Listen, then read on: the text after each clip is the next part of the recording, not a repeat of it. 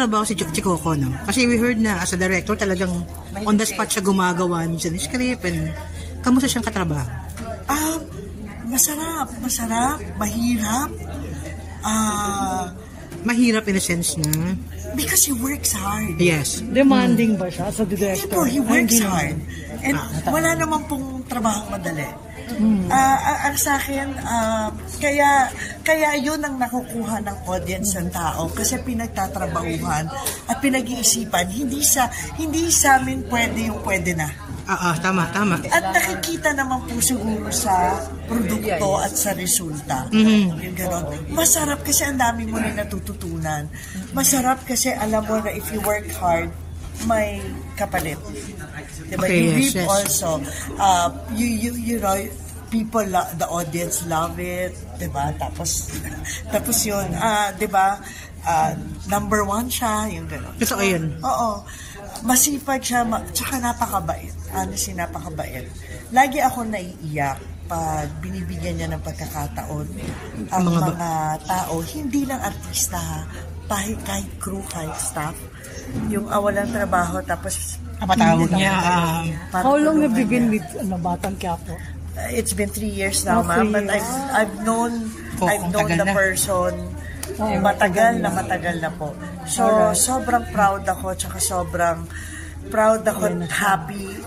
Kasi sa gitna ng kasikatan, ng success at napaka-ano pa rin, feet on the ground.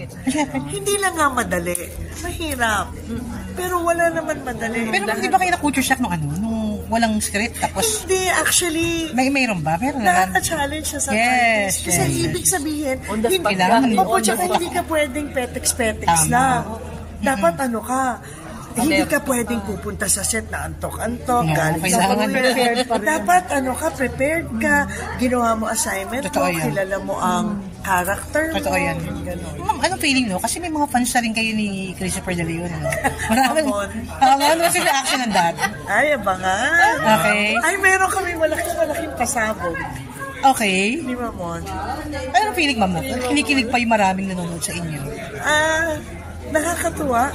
Nagpapasalamat kami kasi ibig sabihin effective. Yes. Yung characters namin. So, nagpapasalamat kami. Ma'am, ito na lang. I know you're happy with your career, your mental health. Pero puso ka mo sa ba ngayon? Are you open? Kung may kakatok na bago pag-ibig, open ka ba? Let's see. Ano naman? So, ako po ay 55 ngayon. So, pwede naman. Marunong magluto, marunong maglaba.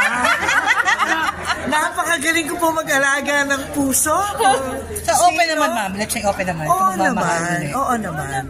I'm 55. I can say that I'm blessed.